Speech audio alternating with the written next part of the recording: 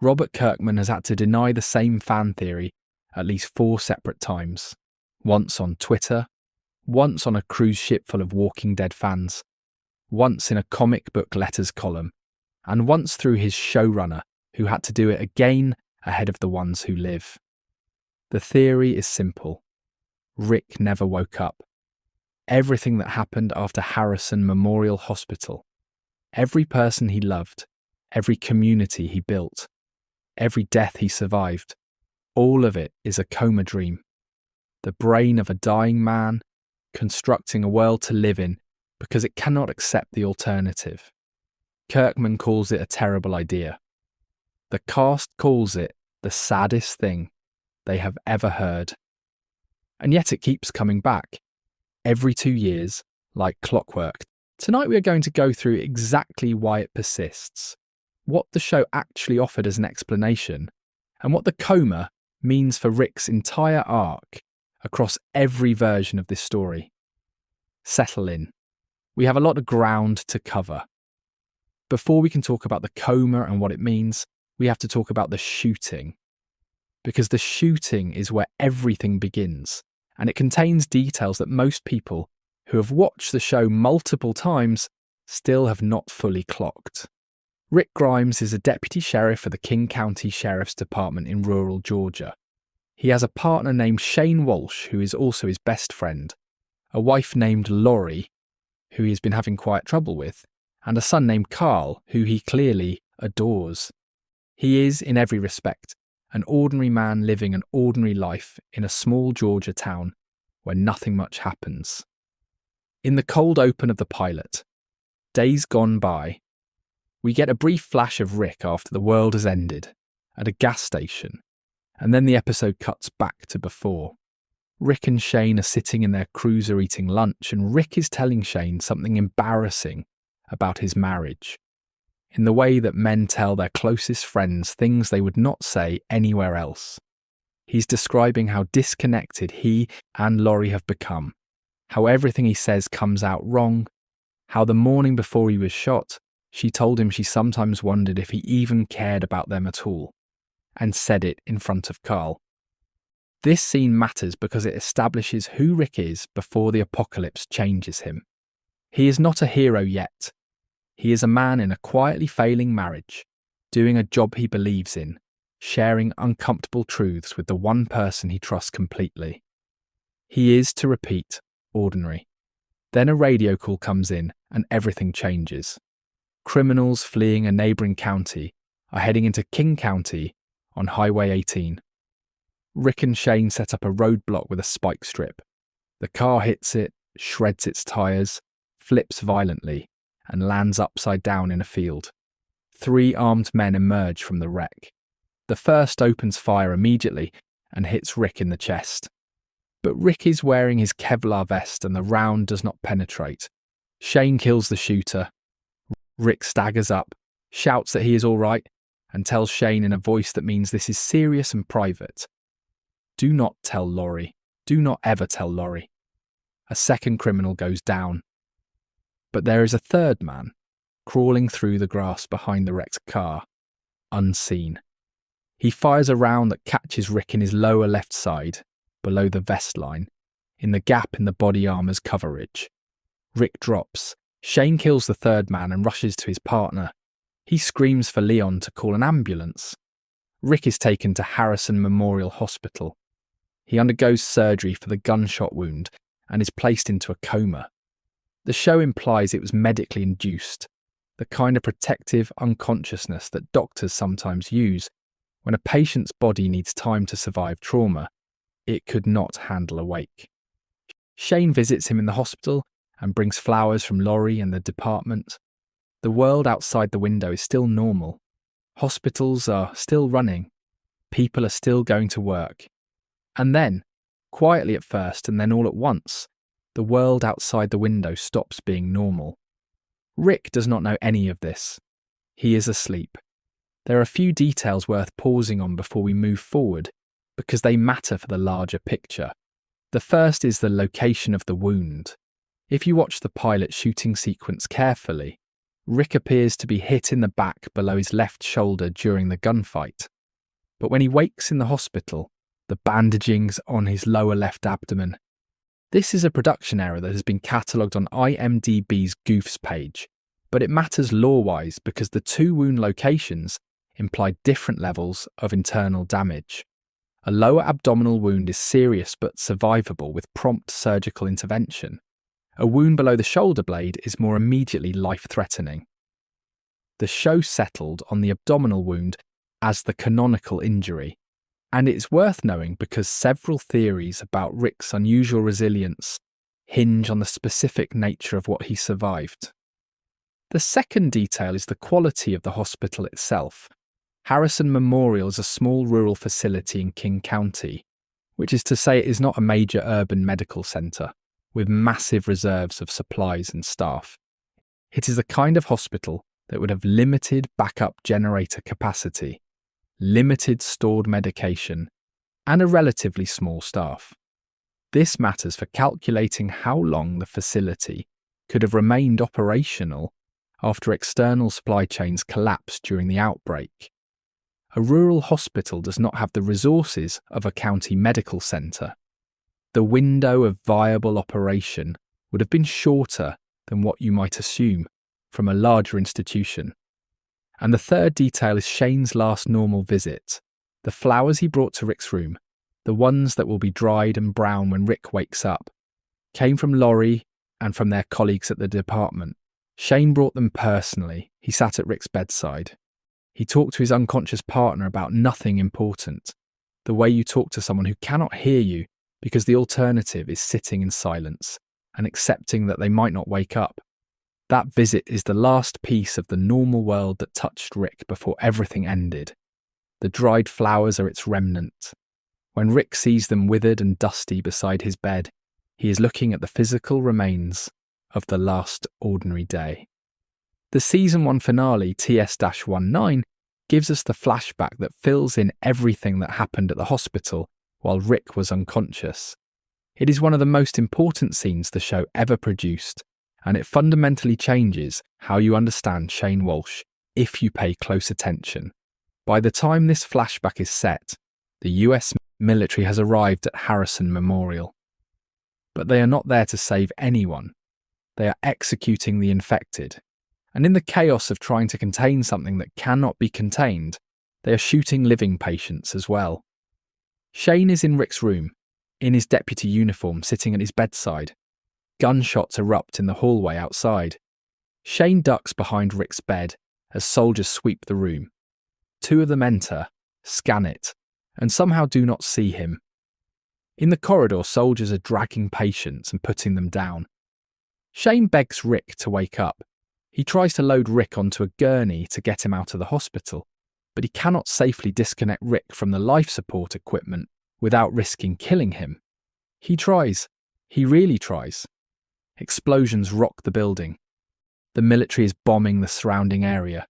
The power dies. Rick's monitors flatline. Shane presses his ear to Rick's chest in the middle of a firefight that is producing more noise than any heartbeat could compete with, and he hears nothing.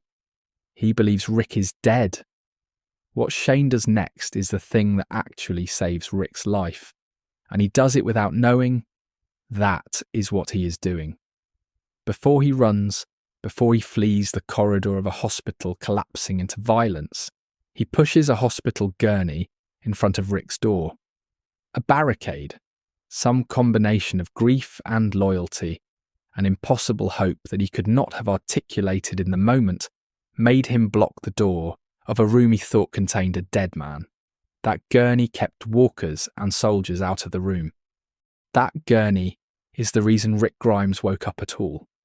Shane then found Laurie and Carl, told them Rick was dead because he believed it, and got them out toward Atlanta. And after weeks of survival and grief and dependence, he and Laurie became involved in the way that people sometimes become involved when they believe they have nothing left and someone who keeps them safe is right there. The show is very deliberate about framing Shane's hospital decision as not a betrayal. The flashback is structured to show you that he tried. He tried under conditions that made success impossible, and he made a judgment call based on what he heard and what he saw, and the judgment was wrong. His guilt about leaving Rick never left him. In Season 2, Episode 10, he confronts Rick on a bridge and says, "When it started, it was just a couple of weird stories on the news. Then it was so quick. Everything. I am in the hospital and there were soldiers shooting people in the halls. They were shooting people, not walkers. I tried to get you out, I tried, but we were not going to make it." John Bernthal later said that 90% of the final Rick-Shane confrontation was improvised, that the raw grief of what Shane had done and not done at the hospital was something both men carried into every scene they shared together. The hospital awakening sequence in Days Gone By is the single most iconic scene in Walking Dead history, and it was designed with a very specific purpose. Frank Darabont, who wrote and directed the pilot, used Rick as a pure audience surrogate, a man who went to sleep in one world and woke up in another, discovering the horror at exactly the same speed as the viewer. You know nothing because he knows nothing. You feel the disorientation because he feels it. The show's most powerful trick is that the two of you are discovering this together, in real time. Rick surfaces from unconsciousness slowly, with a hazy dreamlike flash of Shane visiting him, bringing flowers. He croaks out Shane's name and opens his eyes to silence. The room is wrecked. Furniture overturned, papers scattered, monitoring equipment dark and dead. The flowers beside his bed are completely dried out, brown husks in a dusty vase. A clock on the wall reads 2:17 and is frozen, a deliberate nod to room 217 in Stephen King's. The Shining confirmed by the Season 1 commentary track. Darabont had adapted King's work before, and the reference was intentional. The IV bag attached to Rick's arm is empty. It has been empty for a very long time. He presses the nurse call button. Nobody comes. He climbs out of bed with enormous difficulty, using the IV stand as a crutch, and steps into the corridor. What he finds is a nightmare. Bodies of hospital staff and US Army soldiers are scattered across the floor, most shot in the head. Bullet holes cover the walls. Dried blood streaks every surface. A decomposing woman lies crumpled near a doorway. Then comes the image that defined the franchise. Rick finds a set of double doors chained shut and barricaded with a wooden plank, spray painted across them in capital letters. "Don't open dead inside." As he stares at this message, trying to understand what it means, grey fingers claw through the gap between the doors. The doors bulge and shake. Whatever is behind them wants out. Rick navigates a pitch-black stairwell with a single lit match, finds an emergency exit, and pushes through into blinding Georgia sunlight. Outside, he finds hundreds of dead bodies wrapped in hospital sheets, laid in rows across the parking lot, some weighted with bricks, flies swarming everything. An abandoned military staging area sits nearby, evidence of a response that failed completely. He wanders barefoot in his hospital gown through a suburban park and spots an overturned bicycle near a fence. He reaches for it. A grotesquely decomposed woman, missing her entire lower body, turns and reaches back toward him. He falls, recovers, takes the bike. Later, after Morgan explains what walkers are, Rick returns to the park, finds this woman again and says quietly, "I am sorry this happened to you." He shoots her in the head. That one line delivered to a stranger who cannot hear it tells you almost everything you need to know about who Rick Grimes is and what the show was trying to do with him. At home, the house is empty, but the photo albums are gone. Laurie took them when she fled. Rick reads this correctly as evidence that she was thinking clearly enough to take something precious, which means she was alive. He collapses on the floor of his empty house and asks the ceiling, "Is this real? Am I here? Wake up." The first time you watch the show, you hear this as pure disorientation. The second time you watch it, knowing what the coma dream theory argues, those words land very differently. The show planted that ambiguity deliberately. It wanted you to ask the question. The awakening sequence also established a visual grammar that the franchise would return to repeatedly.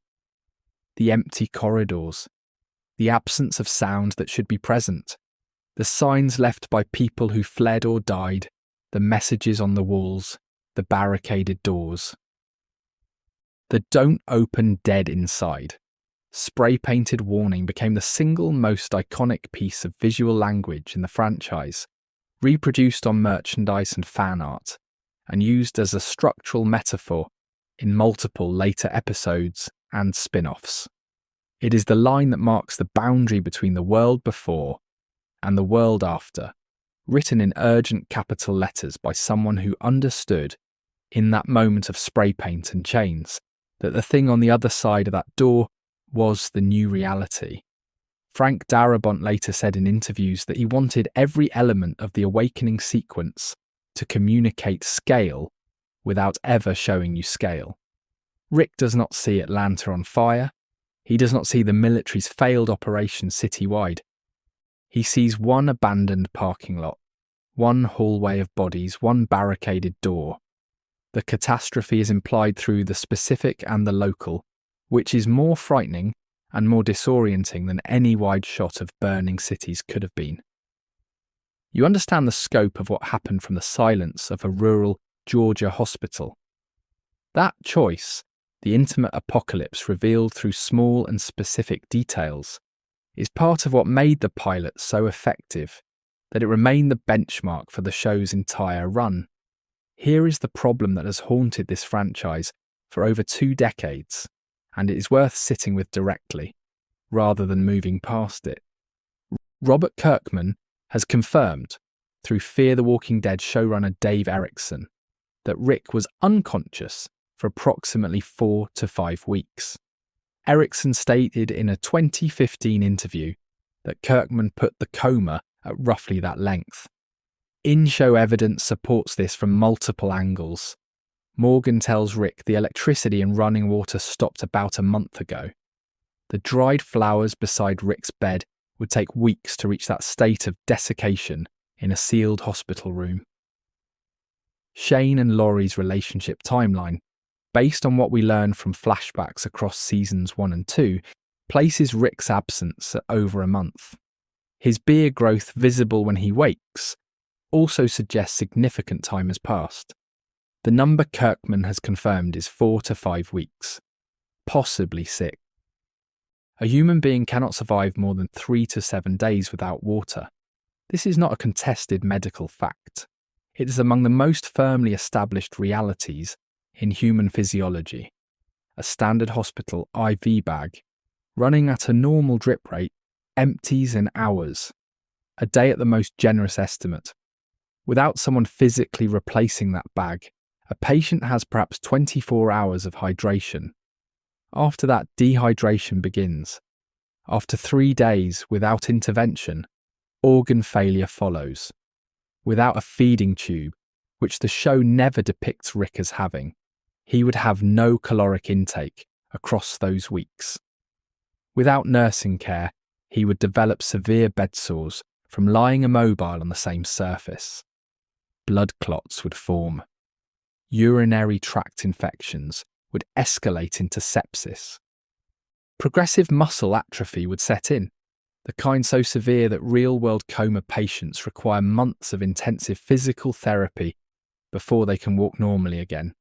In Georgia summer heat, with no functioning air conditioning, after the power failed, the dehydration would accelerate significantly beyond what cooler conditions would produce. After 4 to 5 weeks in those conditions, Rick Grimes should not be weakened. He should be dead. And yet within hours of waking, he is walking miles to his house. Within days, he is riding a horse through Atlanta under active military bombardment. Within weeks, he is in full combat shape, running and fighting and shooting with the kind of physical capability that requires functional muscle tissue. The show gestures at a difficulty when he first wakes. The stumbling, the IV stand used as a crutch, the moment he passes out after Morgan's son Dwayne hits him with a shovel. But the recovery is impossibly fast. Real coma patients who have been unconscious for even 2 weeks face months of rehabilitation. Rick is effectively functional within days. Kirkman addressed this exactly once. In the letters column of The Walking Dead issue 9, a reader asked about the logistics and Kirkman offered his own uncomfortable acknowledgement. He told readers simply, just do not bring up the fact that he was in a coma for a number of weeks and did not. And here he used a word I will leave to your imagination, on himself. He was conceding with characteristic bluntness that the medical reality does not hold, that the coma scenario does not survive scrutiny, and that in a story about the dead walking the earth, he was asking you to extend a certain latitude to the living lying in a hospital bed. Andrew Lincoln took the physical dimension seriously as an actor, even if the story could not do so medically. He lost 1.5 stones, roughly 21 pounds, to portray a coma patient in the pilot. He then had to rebuild for subsequent seasons. But the performance of weakness in the awakening sequence cannot actually match the medical reality of a body that has been without hydration and nutrition for over a month, because that body would not be capable of the performance at all. Here is the thing that most Walking Dead fans do not know. A MC actually answered the question of how Rick survived his coma. They put the explanation in a 3-part webisode series released in October 2013 to promote Season 4. The series is called The Oath. It runs roughly 30 minutes total. It was directed by Greg Nicotero, one of the show's core production figures, and it is set in Harrison Memorial Hospital, the same hospital where Rick lay unconscious. The webisodes follow 2 survivors named Paul and Karina who reach the hospital after their camp is overrun. They are looking for medical supplies. What they find instead is a physician named Dr. Gail McConeys, who stayed behind after the military evacuated and has continued caring for remaining patients with whatever supplies she could access or scavenge. The connection to Rick's specific hospital is confirmed when Paul spray paints the words, "Don't open dead inside," on a set of cafeteria doors. Those exact words in that exact configuration, which Rick encounters when he wakes up in the pilot.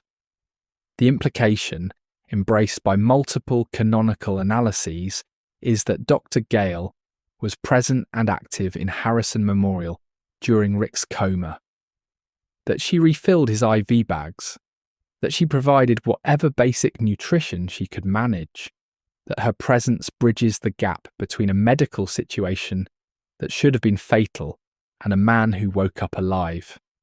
Nicotero confirmed in interviews that the webisodes were designed to weave in and out of the show and provide insights into another timeline.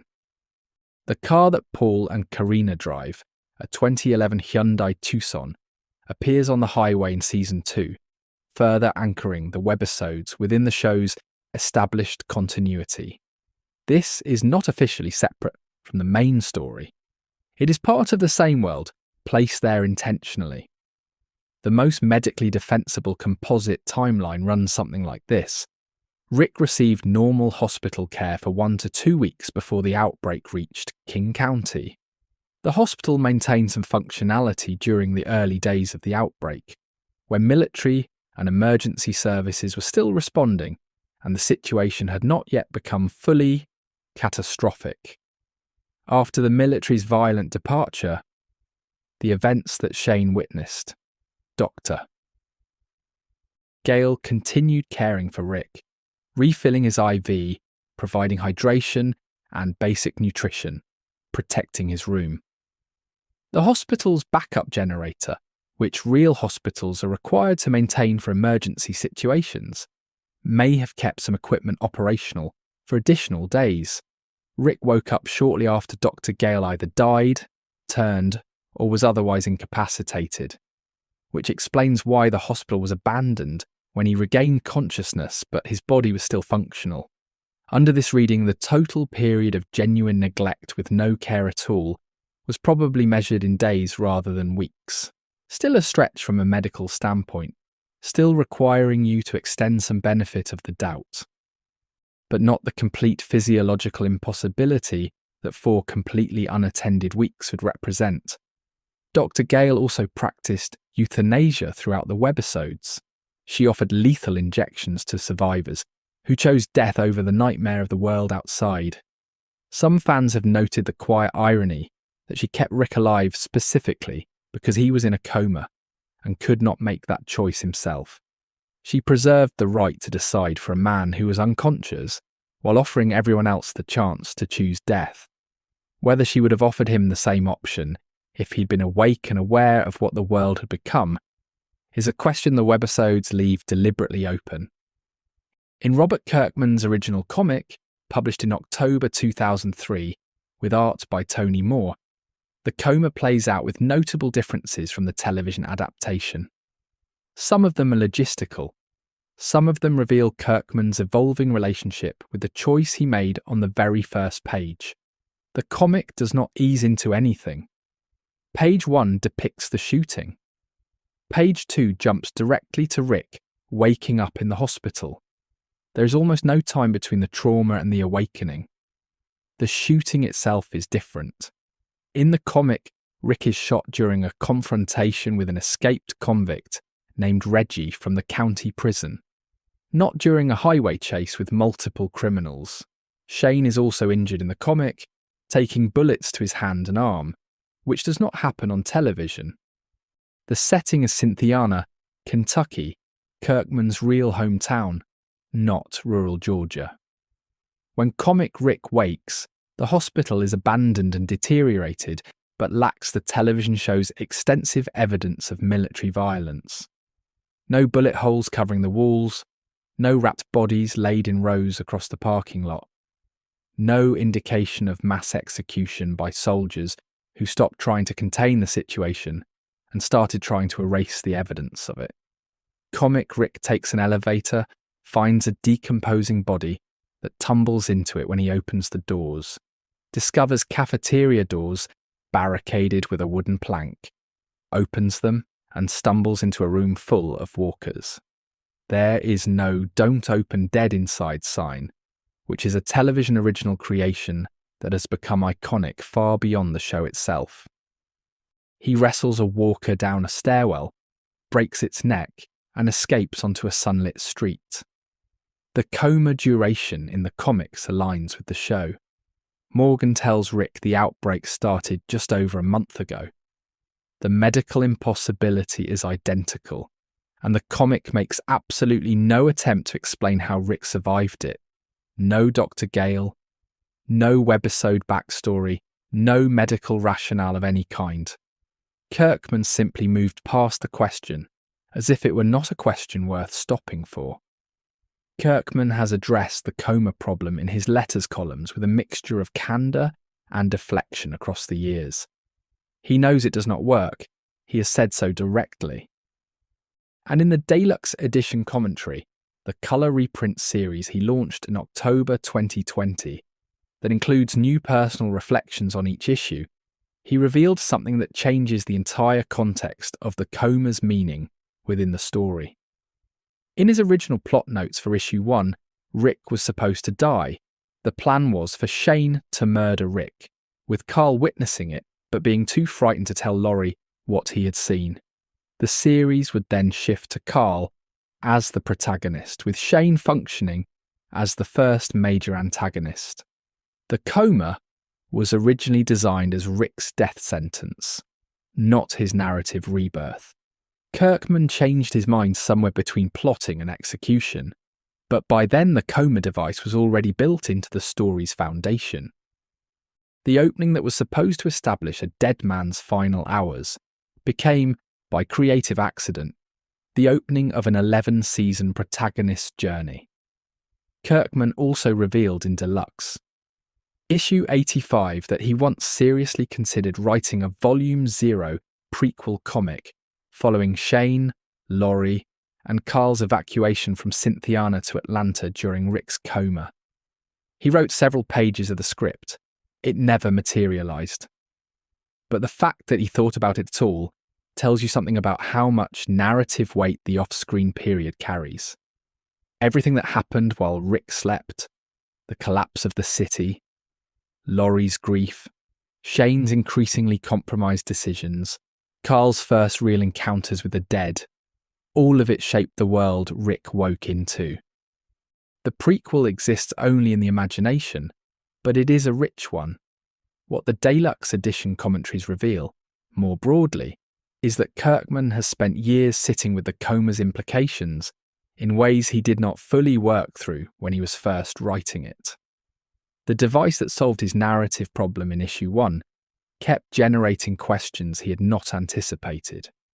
Not just the medical question, which he deflected with a joke and moved on from, but the deeper question of what it means to start a story about civilization ending with a character who was asleep when civilization ended. That question, it turned out, had answers he could not have predicted when he was making the choice. The Coma gave Rick something no other character in the story had, and the franchise spent 15 years unpacking what that something was without ever fully naming it. Now we arrive at the thing that brings people back to this question every 2 years. The fan theory that Robert Kirkman has had to debunk more times than any other idea in the franchise's history. The proposition that Rick Grimes never woke up at all. The Coma dream theory holds that everything at The Walking Dead, from the moment Rick opens his eyes in Harrison Memorial Hospital, is the dying hallucination of a gunshot victim whose body could not actually survive the trauma it sustained. The walkers, the survivors, the communities, the losses. Every horrible and beautiful thing Rick experienced across 11 seasons, all of it is a Coma dream. A brain constructing a world that feels real, because the alternative is accepting that it is already over. The theory circulated on fan forums from the comic's earliest years and went genuinely viral in October 2014, when a widely shared article demanded Kirkman officially rule it out. What made it spread so fast was not that it was new, it was that by 2014 it had accumulated enough supporting evidence from within the show itself that ignoring it felt intellectually dishonest. The case the theory's proponents make is worth laying out fully before examining why it does not hold. Rick's own words upon arriving home in the pilot: "Is this real?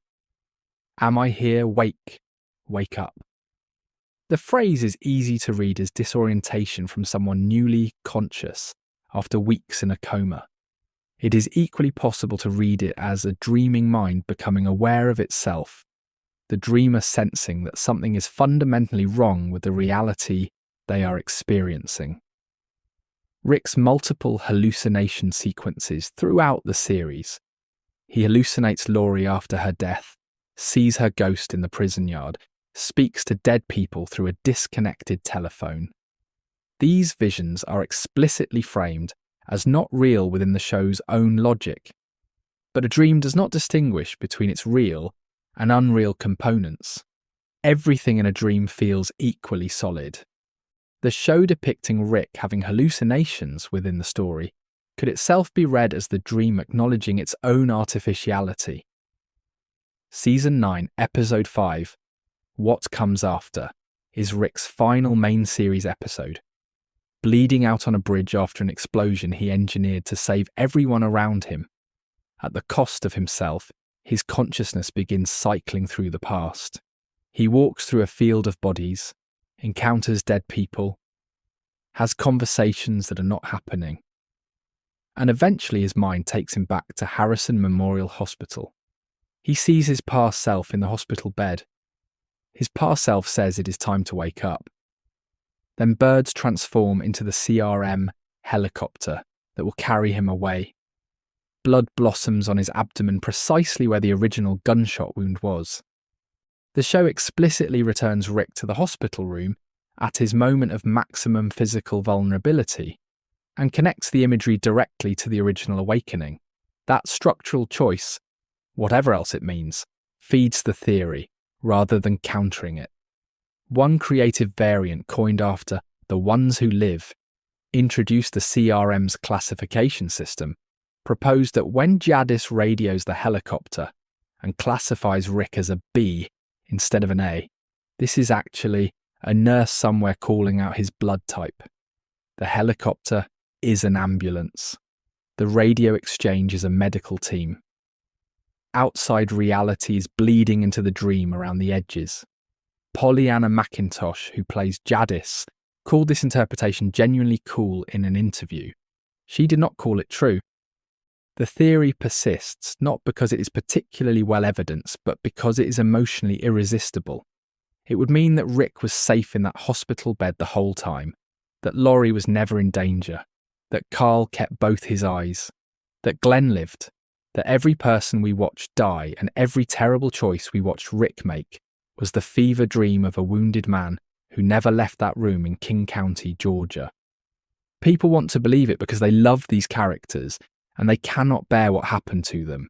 That is the honest answer for why it will not go away.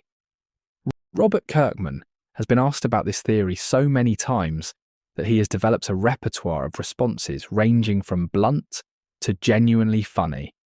And the range of those responses tells you something about how deeply exhausting he finds the question. Twitter, October 2014, in direct response to the viral article. Going on record to answer this, Rick is not still in a coma. The events of TWD are definitely happening. He then immediately added a joke that became almost as famous as the denial itself. But Carl and everyone else are all imagined. He actually never found his family. He's been crazy since he killed his first zombie. Joking. Walker Stalker Cruise 2018 in response to a fan asking for the probability that Rick is still in a coma. 0. Next question. That would be a terrible story. He is definitely not in a coma, I promise. Like, he would wake up and Negan would be the plumber. He would be like, "Oh, you were there, it was so weird." Yeah, that would be awful. Judith is a ghost. He then told the audience that he has to do this approximately every 2 years. I have to come out and be like, "He is not in a coma, everybody." And then that makes the press rounds and people are like, "Whew." Walking Dead Deluxe. Issue 89, Letters column, in response to a fan who wrote him begging him not to end the series with a coma reveal. Seriously, that is not the ending. I would never do that. Debunked. Scott Gimple in a February 2024 interview ahead of The Ones Who Live. I do like people who still believe that Rick is still in that bed and he is still in a coma. That is not like a spoiler. He is awake. Chaos members have lined up to participate in the debunking across the years. Lenny James, who plays Morgan, compared the potential twist to Bobby Ewing getting out of the shower in Dallas, the famous soap opera moment where an entire season was revealed to have been a dream. He called it entertaining as a concept, but definitively not what was happening. Ross Marquand, who plays Aaron, called it the saddest thing he had ever heard, and said he hoped with everything he had that it was not true. There is also a structural argument against the theory that is essentially airtight.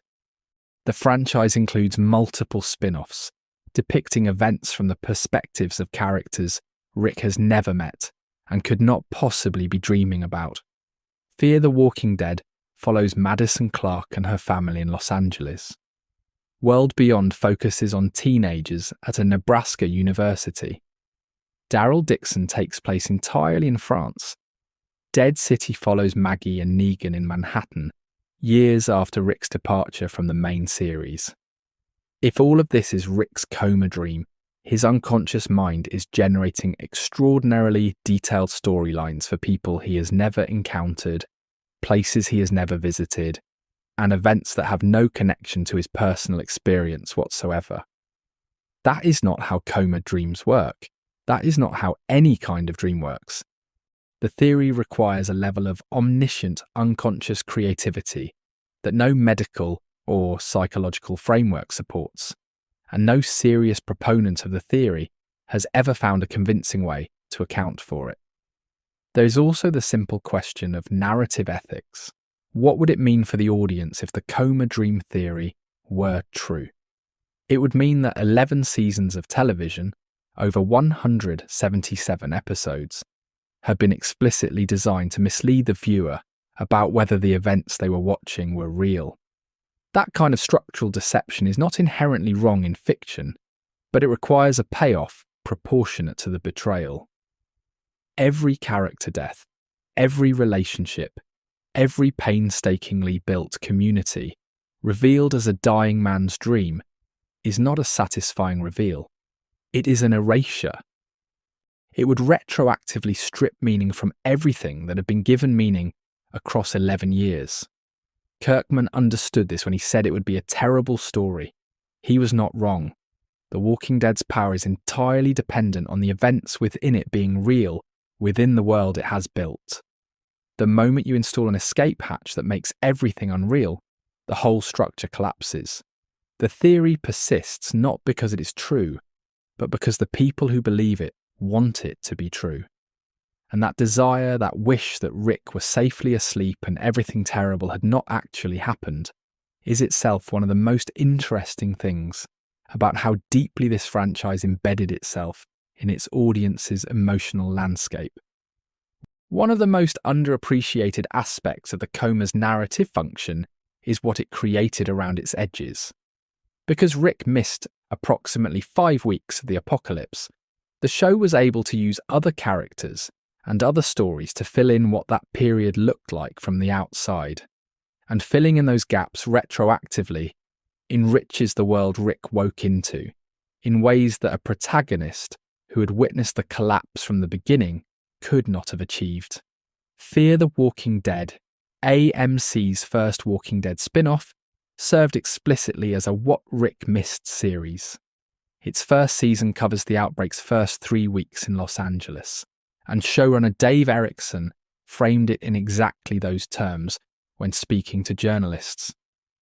He said that if you count the days of Fear's first season, you arrive at roughly week 3 of the outbreak, the same period during which Rick was unconscious in Georgia.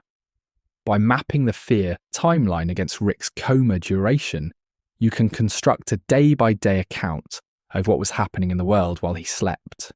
The military lockdowns, the hospital evacuations, the bombing of Atlanta, which Rick sees the aftermath of when he rides into the city on horseback in the pilot. The final and irreversible collapse of institutional authority. Fear's protagonist Madison Clark and her family watch society disintegrate in real time, the way all survivors except Rick had to. They saw the news reports that stopped making sense. They watched neighbours disappear without explanation. They went through military checkpoints that became firing lines. They lived through the specific psychological trauma of watching the world they trusted in stop working and then stop existing. That trauma made them different people in specific ways that Rick, who was spared the witnessing, never fully shared. The TS-19 flashback in the Season 1 finale gives us Shane's version of the same period from inside Rick's hospital room specifically. The Season 2 bridge conversation gives us his ongoing guilt about it.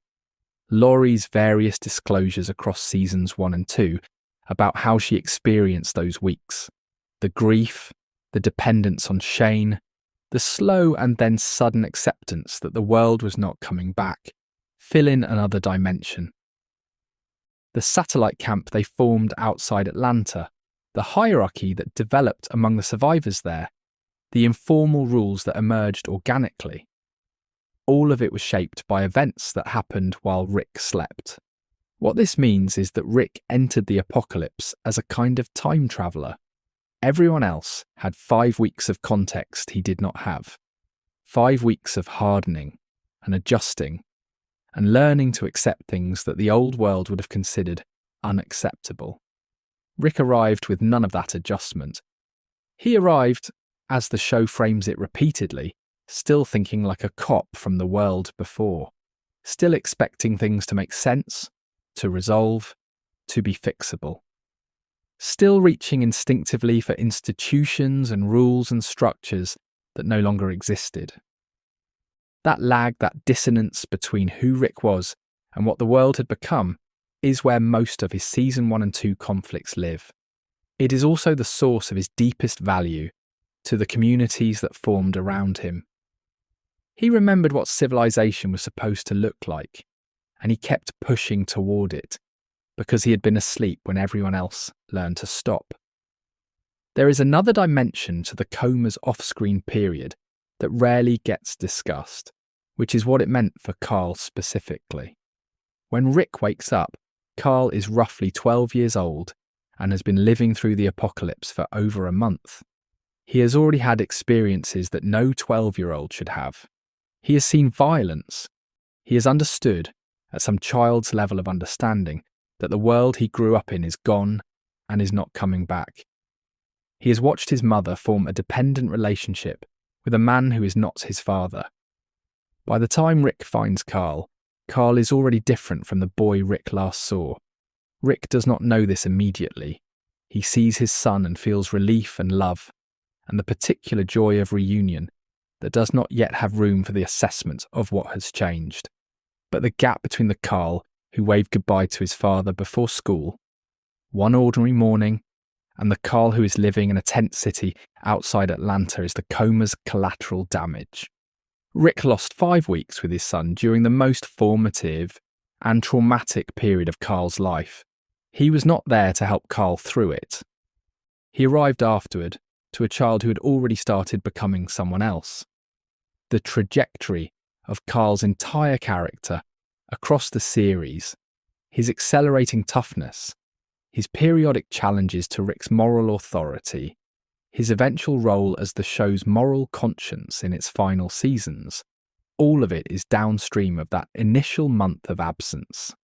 Rick's coma did not just separate him from the collapse of civilization, it separated him from his son's first encounter with it, and that separation created a relationship between them that was always slightly asymmetrical.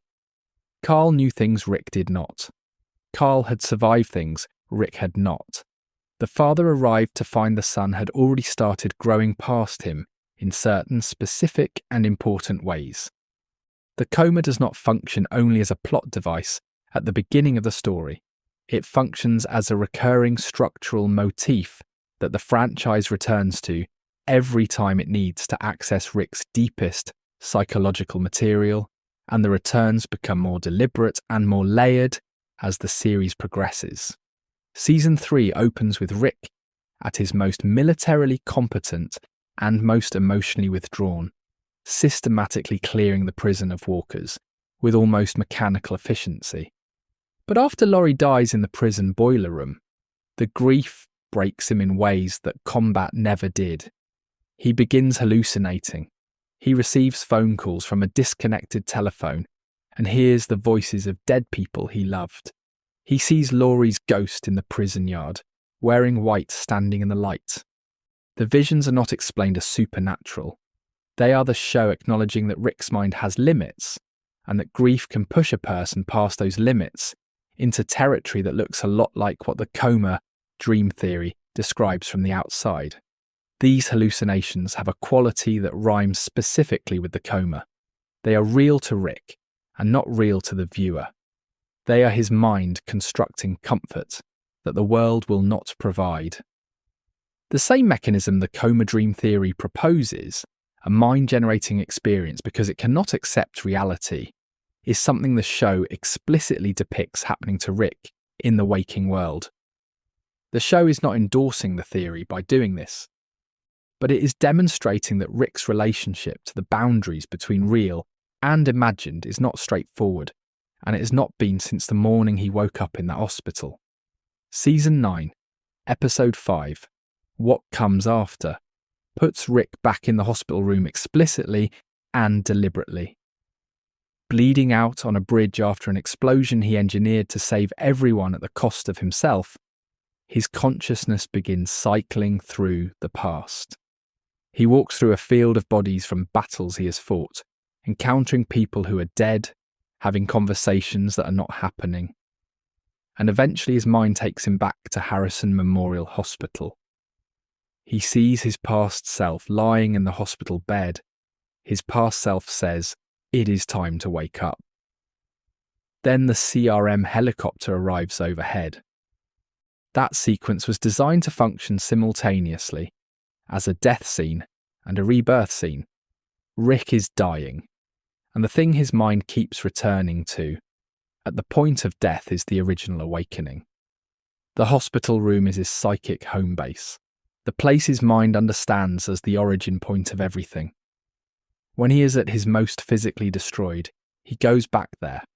That structural choice, made by showrunner Angela Kang and the writing staff, transforms the coma from a plot convenience into a psychological anchor for the character's entire arc across the franchise.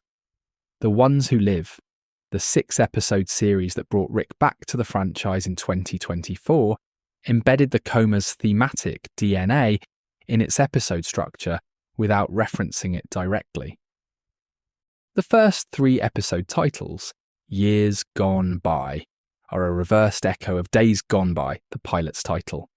The full structural rhyme only becomes legible when you know what it is rhyming with. Scott Gimple and Andrew Lincoln were making an argument in the episode titles themselves. This story is the completion of the arc that began in that hospital room. What was separated in the pilot? Rick from his family, Rick from his identity, Rick from any version of the future he had imagined, has been made whole. Andrew Lincoln also pushed hard for one specific moment in The Ones Who Live that connects directly back to the body that survived the coma. In the comic, the governor cuts off Rick's right hand during their first confrontation. The television show never adapted this, leaving Rick with both hands throughout 11 seasons. Lincoln wanted the hand gone in The Ones Who Live. He told Entertainment Weekly that he bullied everybody into submission to make it happen. Rick amputates his own hand to escape CRM restraints in the premiere of the series. Lincoln framed this as the completion of something that had been unfinished since the comic's earliest pages. The body that survived the coma eventually surrendered the thing the coma had spared. No discussion of Rick's coma is complete without addressing the comparison that has followed The Walking Dead since its first issue published in 2003. The one that Kirkman has admitted was a miscalculation, and that fans and critics have raised so many times that it has become one of the franchise's unavoidable footnotes. Danny Boyle's film 28 Days Later, released in the United Kingdom in November 2002, and in the United States in June 2003, features a man named Jim who wakes from a coma in an abandoned London hospital to find civilization destroyed by a viral infection that has turned the infected into violent, fast-moving creatures. He walks empty streets. He finds a church full of the infected. He is rescued by survivors. He must figure out how to exist in a world that became something else while he was asleep.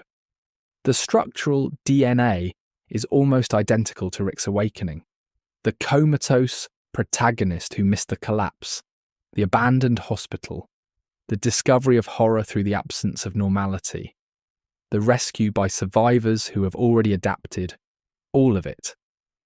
Kirkman has been candid about this in a way that suggests the similarity has genuinely bothered him across the years.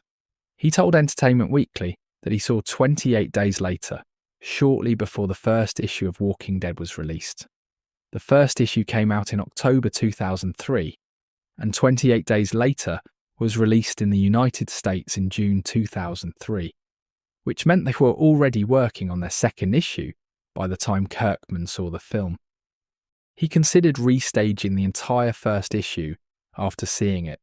He decided the stories diverged enough from the awakening moment onward that they were not meaningfully telling the same story. And then he added, with his characteristic directness about his own creative regrets, that he was wrong about not hearing anything about this comparison for the rest of his professional life. What Kirkman and Boyle were both drawing from is actually an older and deeper tradition in post-apocalyptic storytelling.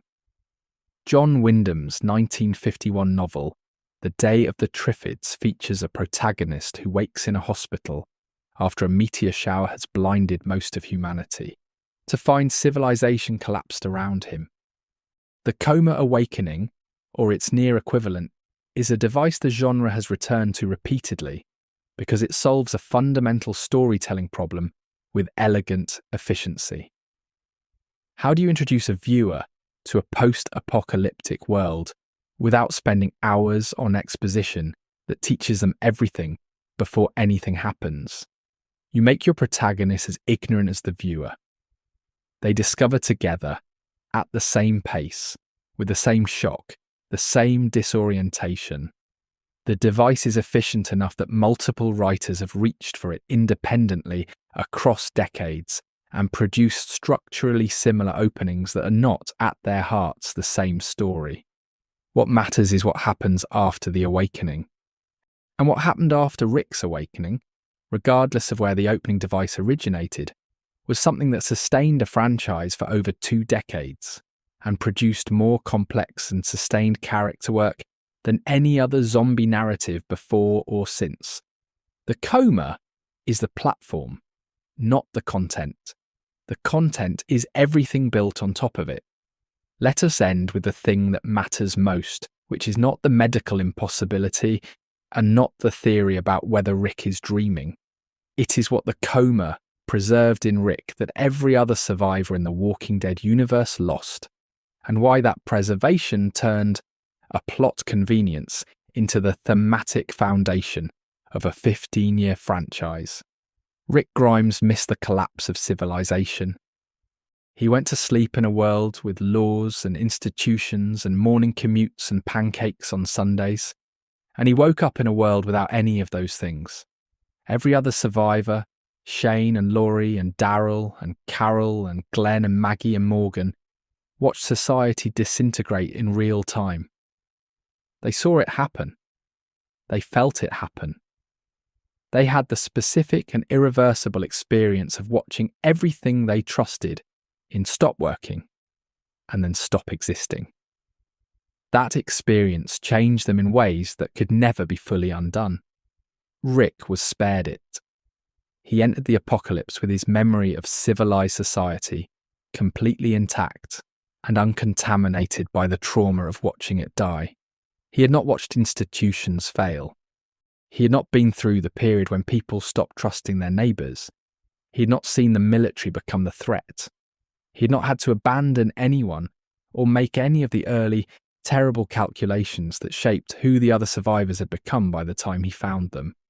He arrived metaphorically the morning after the party without having been at the party, without carrying any of what the party had done to everyone else. This sounds like a disadvantage, and in some tactical and psychological ways it genuinely is. Rick spends much of Season 1 and Season 2 making decisions that seem naive to Shane, who has 5 weeks of harder context built into everything he does. Rick wants to go back for Merle, even though Merle is probably dead. Rick wants to maintain rules of engagement with living humans that the apocalypse has arguably made obsolete. Rick keeps reaching for a moral framework that the world around him has stopped using. Shane finds this frustrating, and is not wrong that Rick's assumptions are often out of date.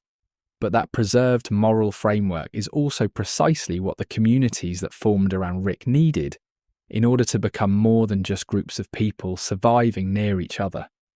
Every speech Rick ever gave about rebuilding, every time he chose mercy when pragmatism argued against it, every community he tried to construct at the prison and Alexandria and the hilltop, all of it came from the fact that he remembered what the world was supposed to look like. He was the man in the room who had not had to watch the old world die, and so he had never stopped believing in the thing the old world had been trying to build toward. The Coma preserved Rick's capacity for hope in a world that was systematically destroying everyone else's. And hope in the Walking Dead's universe is not a soft thing. It is not sentiment. It is the specific engine that drives every act of community building. Every choice to not just survive but to rebuild. Every decision to extend trust to a stranger rather than treat every unknown person as a threat. Rick was able to make those choices repeatedly and consistently, not because he was morally superior to Shane or anyone else, but because he had not been through what they had been through. The coma gave him that. The coma is why he could walk into Alexandria and see what it could be rather than just what it was. The coma is why he could envision a post-war future that the people around him, who had been living through the war longer, found nearly impossible to picture. This also explains the particular form his breakdowns took when they came. When Rick lost Laurie, he hallucinated because the grief was too large for his preserved, intact sense of the world to accommodate. He had not been hardened against loss the way survivors who experienced the early collapse had been hardened. His first months in the apocalypse were operationally brutal, but emotionally relatively intact. Laurie was alive. Carl was alive. There was a goal and people to protect. The hallucinations in Season 3 were what happened when that infrastructure of meaning collapsed. A man who still remembered the world with Laurie in it could not process the world without her through normal grief channels. The dream space opened up because the reality was too much for someone who had walked in, carrying an intact past. Shane understood this about Rick, even when it frustrated him. His most revealing comment about it comes in Season 2, when he tells Rick that Rick thinks everything can be as it was, that he is living in the old world while everyone around him has moved into the new one. Shane was not wrong about the diagnosis. He was wrong about the prescription. The old world thinking that Shane dismissed as naive was the thing that kept the communities Rick built from becoming purely survival operations. It was what distinguished Rick's Alexandria from the governor's Woodbury. Woodbury had walls and food and some semblance of normal life, but it was built on fear and performance and the governor's psychological control of everyone inside it. Rick's communities were imperfect and often failing, but they were genuinely trying to become something rather than just maintain the appearance of something. The coma is where that distinction originates. He was supposed to die in that bed. Kirkman's original notes make that clear. The coma was designed as Rick's ending, not his beginning.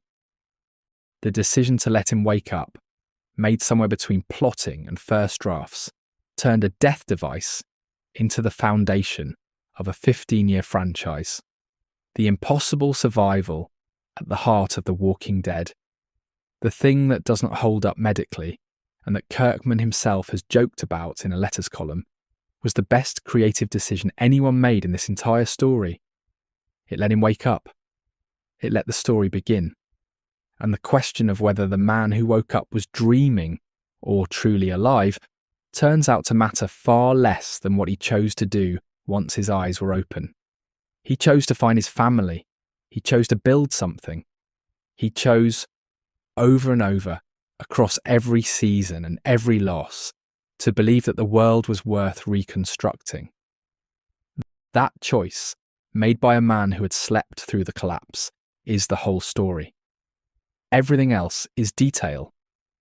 If you want to keep going tonight, the next video is already on screen. We are spending a long time with the question of what exactly Dr. Jenner whispered to Rick in the Season 1 finale, what he actually knew about the infection, and whether what he told Rick changed any of the decisions Rick made in the years afterward. It is a shorter mystery than the coma, but in some ways a deeper one. That video is on screen now. Sleep well.